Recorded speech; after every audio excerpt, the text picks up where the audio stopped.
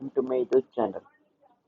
तो सबसे पहले अगर आपको करने हैं अपने एग्जाम्स में, किसी भी एग्जाम में, कॉम्पिटिटिव्स में, या फिर आपको अगर करने हैं कहीं पर भी अपने स्कूल में, तो 100 आउट ऑफ 100 मार्क्स आपको स्कोर करने हैं, तो आप है बिल्कुल राइट डेस्टिनेशन पर, नॉलेज ब्लास्टर्स पर।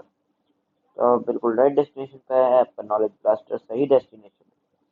तो इससे पहले यहाँ पर मैंने कई सारे अपने पहले पेपर वीडियोस बनाई हुई हैं नॉलेज इसी चैनल पर, तो आप पहले जाकर रिव्यू कर सकते हैं। उनमें हमने इंग्लिश की काफ़ी अच्छी वीडियोस बनाई हैं जो अभी चल रही हैं। उसकी सीरीज थोड़ी सी बीच में ब्रेक आ गया था, कोई मतलब पर्सनल काम हो गए थे। और साथ ही साथ हमने कई सारे अपने जो है वीडियोस बनाए। हमने आरएमएस के ऊपर भी कुछ साइंस के एमसीक्यूज की वीडियो बनाई थी, और कुछ वीडियोस अभी एडिटिंग प्रोसेस में चल रही है। तो आज की इस वीडियो में हम बनाने वाले हैं अपने एक क्लास 9 क्लास 9 के एक टॉपिक की फ्रेंच रेवोल्यूशन पर एक वीडियो। ठीक है, तो इसका पार्ट 1 होगा। हमने इसको पार्ट्स में भागा है ताकि बांटा है, ताकि एक ही वीडियो में ज़्यादा दिक्कत ना हो।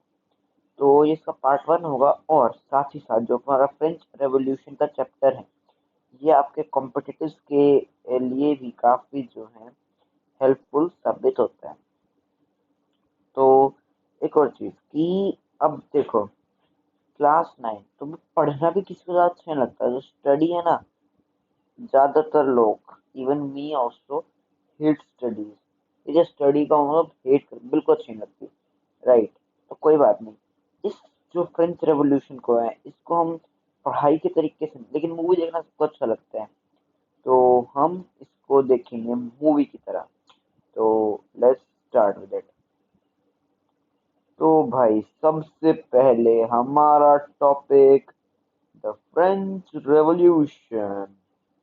तो भाई फ्रेंच रेवोल्यूशन एक ऐसा टॉपिक जिसमें आपको हंसी भी आएगी, और मतलब जैसे ऐसे नमूने थे फ्रांस में जिनको देख के आपको लगा इनको राजा किसने बना दिया, कैसे। ठीक है, काफी ज्यादा इंटरेस्टिंग चैप्टर, एकदम मूवी टाइप चैप्टर स्टार्टिंग भी। तो लेट्स स्टार्ट। तो भाई तब की तारीख थी 14 जुलाई 1789। तो इस तारीख को एक बहुत ही बड़ा एक बहुत ही बड़ा चेंज हो गया था, जो है the fall of Bastille, the jail. Bastille गिर गई थी 14 जुलाई 1798 में। 14 जुलाई 1798 को लोगों ने, मतलब जैसे अमिताभ बच्चन की आवाज मूवी में था, 14 जुलाई 1798, फ्रांस के एक शहर पेरिस में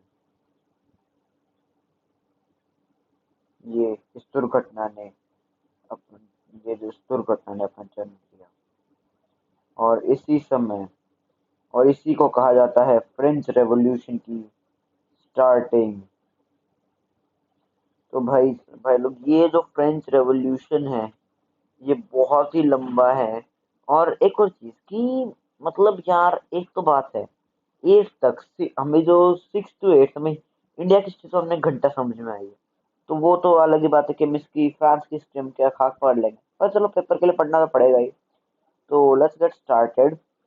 तो भाई ये जो हमारा बेस्टाइल आपको दिख रहा है, बहुत प्यारा सा बेस्टाइल, ये जो है लोगों ने इसको क्यों जलाया, सबसे पहले तो क्योंकि ये किंग की डेस्पोटिक डेस्पोटिक पावर को शो करता था कि किंग कितना ज्यादा बड़ा है। ये ऐसी जेल थी जिसमें दुनिया के सबसे खतरनाक कैदियों को रखा जाता था, बहुत ही बुरी से बुरी सिचुएशंस में। तो by the fall of Bastille काफी इंपॉर्टेंट है। ठीक है, ये है बेस्टाइल। और अब बेस्टाइल क्यों गिरा था? बेस्टाइल गिरा था एक अफवाह के कारण, एक र्यूमर के कारण। एक र्यूमर फैल गया था कि हमारा राजा, सबका प्यारा राजा लुइस 16 अपने कमांडर्स को भेज रहा था। किसके लिए?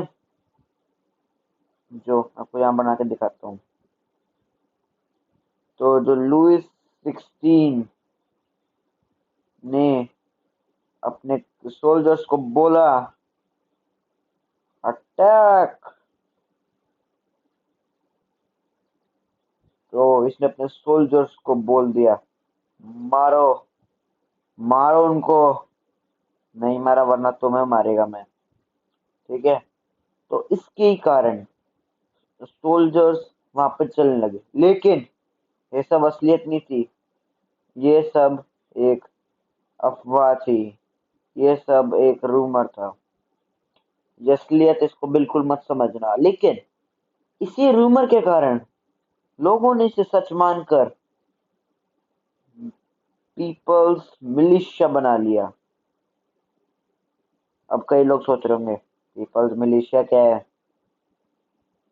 हमने तो सिर्फ मिली मिलिशिया सुना है। हमने तो सिर्फ मिनी मिलिशिया सुना है। वही खेलते हैं सब। तो भाई कुछ वैसा ही है। तो मिनी मिलिशिया में क्या होता है? एक छोटा सा आदमी होता है, उड़ते उड़ते सबको मारता है। तो बस वही है पीपल्स मिलिशिया में। तो भाई लोग जो पीपल्स मिलिशिया होती हैं, वो होती है लोग जब अपनी खुद की एक आर्मी बना लेते हैं। तो भाई अब आर्मी है। अब आर्मी के लिए तो भैया हथियार वगैरह तो लगेंगे ही। यूं तो नहीं है कि अपना हाथ पैर लेके मुक्का मारने चले जाओगे। हथियार तो लगेंगे। तो भाई हथियार लेने के लिए हम चले, वो सब चले गए स्टाइल में। क्योंकि भाई तो इसके ना दो कारण थे उसको तोड़ने के। एक तो सब राजा से चिढ़ते थे, क्योंकि तो उसकी डिस्पोटिक पावर थी। तो एक तरह से इसको तोड़ना, राजा की आधी पावर तोड़ देना। और दूसरा, उनको हथियार चाहिए थे, उनको वेपन्स चाहिए थे। तो यार मतलब डेस्पोटिक तो पावर थी, उसको वेपन्स चाहिए था। इन दोनों के कारण उन्होंने डस्टाइल तोड़ दिया और वहां के कमांडर को भी काट दिया, काट डाला उसका सिर, उसको भी मार दिया। और वहां के कुछ 7 से 8 लोगों को भी, जितने भी वो थे, उनको छुड़ा दिया था। तो भाई इसके कारण जो भी ये था, ये सब हुआ था। ठीक है, तो मैंने आपको इसके बारे में बता दिया पूरा। अब यहाँ पर मैं आपको बताना चाहूंगा कि जो राजा था हमारा, वो था, आपको सोच रहा हो कि राजा राजा इतनी देर से क्या राजा राजा कर रहे हो। तो भाई जो हमारा राजा था, वो था, हम सबका चाहिए था लेकिन फ्रांस वालों का नहीं था, चाहिए था लुइस 16, उस फ्रेंच रेवोल्यूशन का राजा लुइस 16। तो भाई लुइस 16 एक ऐसा राजा था, मतलब जितनी भी ये फ्रांस की लुइस फैमिली है ना, भाई बहुत अय्याशी करती थी। मतलब इतनी ज्यादा कोई सोच भी नहीं सकता था। पैसा बस इन्हें उड़ाना था। उड़ाने से मतलब था इनको, पैसा पैसा उड़ाओ। तो भैया यहाँ पर ना ये देखो। अच्छा एक बात गेस कर सकते हो, ये अंकल है कि आंटी? ये अंकल है। इन्होंने मतलब पोज ऐसे बना रखे हैं।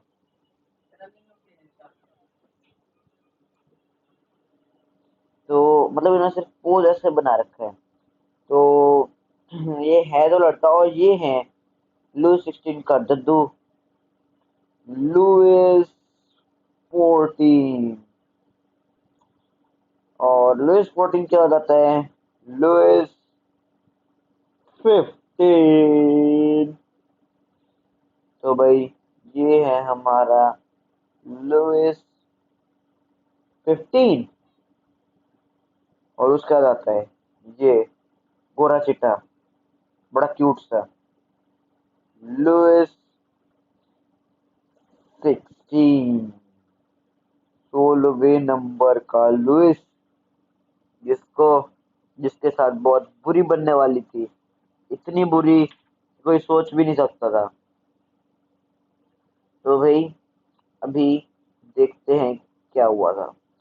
तो एक और चीज भाई कि यहाँ पर ना जैसे ही लुइस 16 रूल में आया, जैसे ही लुइस 16 अपना जो रूल है वो स्थापित करने लगा, तो उसी टाइम, तो जैसे ही वो रूल में आया कि पावर में है लुइस 16, उसको क्या मिला?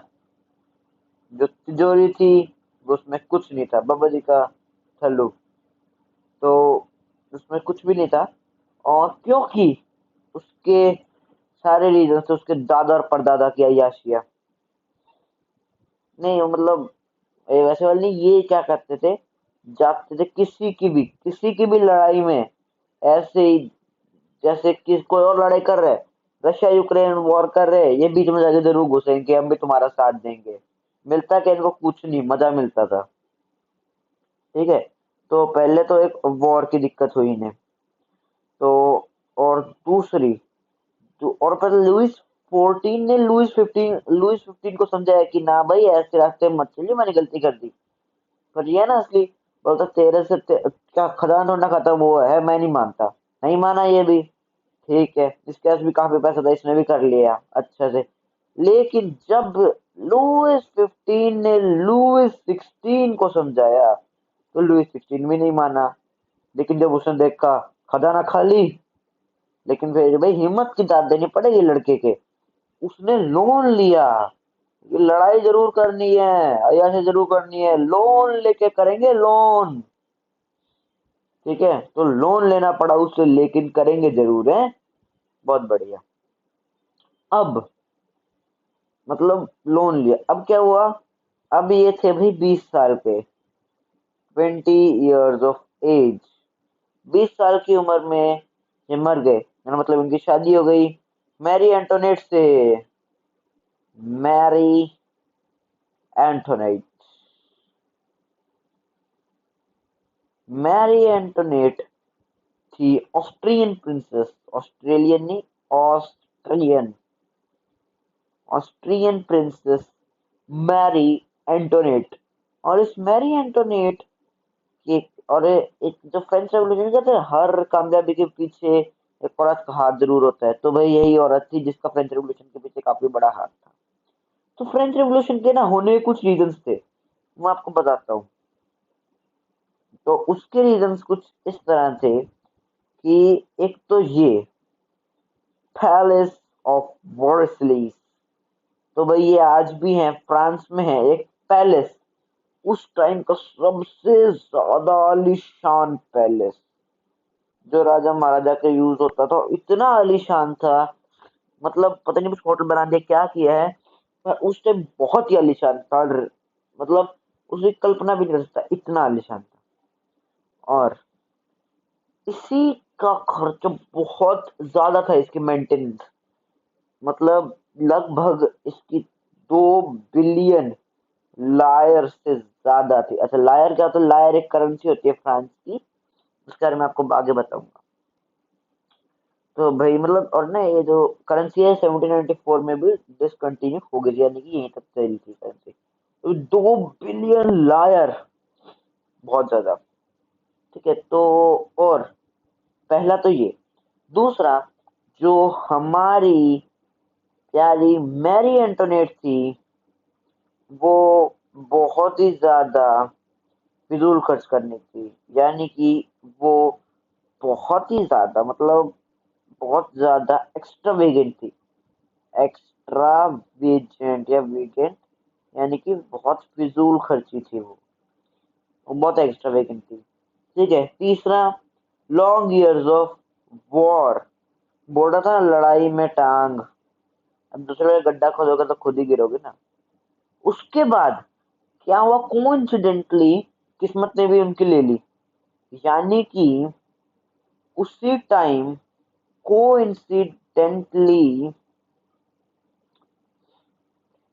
जो उनका सबसे बड़ा दुश्मन ब्रिटेन, जिसे हम आज यूके के नाम से जानते हैं, ब्रिटेन, और ब्रिटेन जिसने कब्जा कर रखा था अमेरिका पर, यूएसए के ऊपर, उस ब्रिटेन ने और उस यूएसए ने ठान लिया था कि अभी हमें ब्रिटेन को पावर से हटाना है।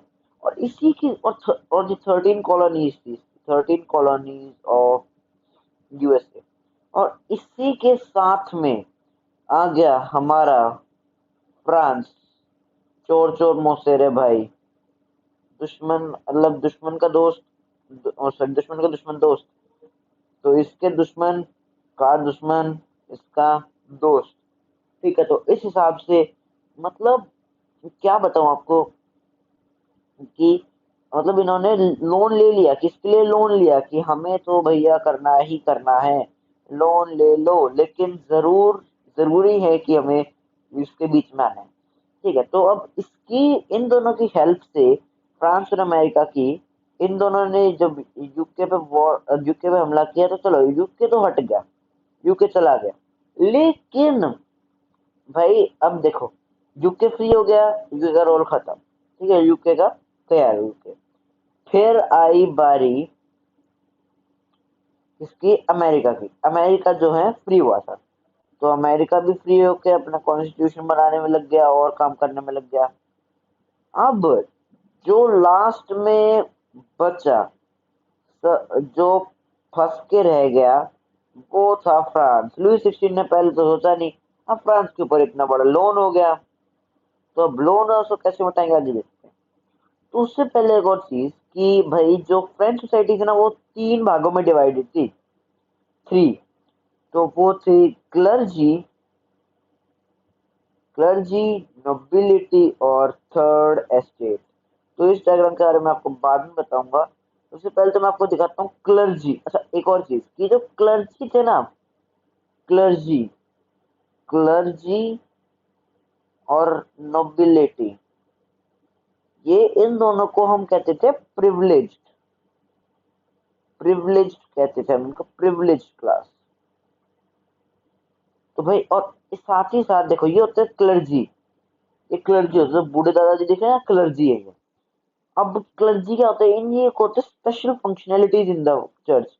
जैसे जो महंत होते हैं ना यहाँ के, उस हिसाब के हैं ये। जैसे यहाँ के हमारे हिंदुइज्म के महंत होते हैं ना, जो पूरा मंदिर का रखरखाव करते हैं, ये बिल्कुल वैसे ही थे क्रिश्चियंस के, फ्रांस के clergy, which had special functionalities in the church. फिर आते हैं सेकंड नंबर पे नोबिलिटी। ये है राजा महाराजा, उसके मतलब उसके इधर उधर के जो उसके रिश्तेदार, वहां पर काम करने वाले ऑफिशियल्स, ये सब। तो ये सब थे हमारे नोबिलिटी। अब क्लर्जी और नोबिलिटी के पास कई सारी और पावर्स थी। उससे एक मिनट, उससे सॉरी, तो भाई उससे पहले जो ये है ना, इनके अब है थर्ड एस्टेट। थर्ड एस्टेट में भाई तीन टाइप के लोग थे। एक तो था भाई बिग बिजनेसमैन। कैसे? Big business man.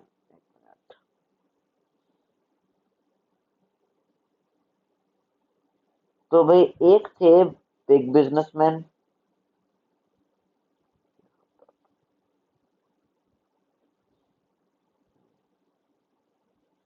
Big business man, BBM.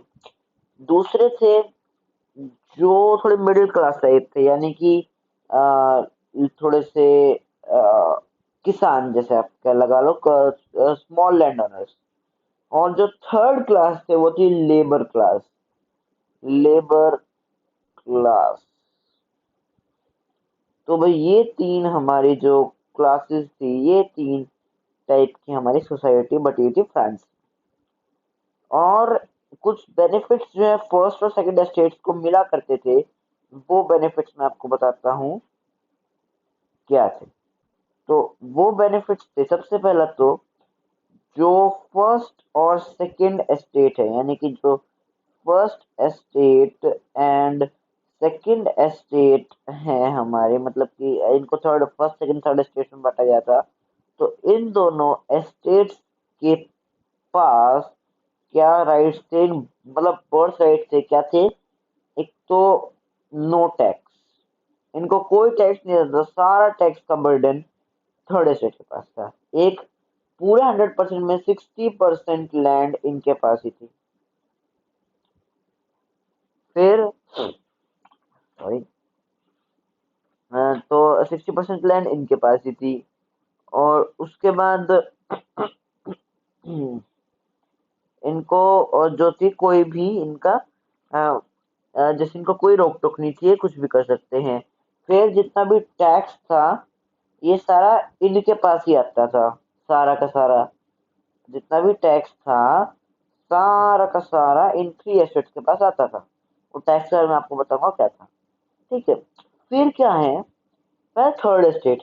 अब भाई थर्ड एस्टेट में आप कह रहे हो कि भाई थर्ड एस्टेट में तो बिग बिजनेसमैन भी हैं।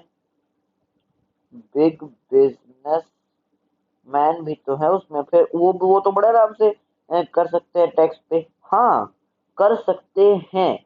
लेकिन जो बिग बिजनेसमैन है पूरी थर्ड एस्टेट में से सिर्फ और सिर्फ 10% कवर करते हैं, यानी कि 10% ही ऐसे लोग हैं जो बिग बिजनेसमैन है। उस टाइम इनकम पर टैक्स होते हैं, इनसे आदमी पर टैक्स होते थे। ठीक है, तो ये था। तो ये मैंने आपको समझाया फर्स्ट सेकंड थर्ड एस्टेट।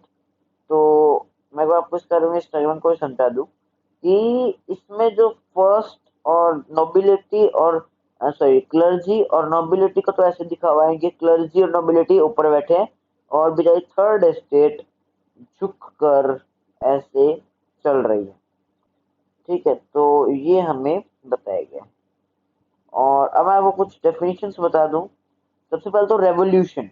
तो रेवोल्यूशन अ ड्रास्टिक, ओके, तो अ ड्रास्टिक, ये ठीक रहेगा हाँ।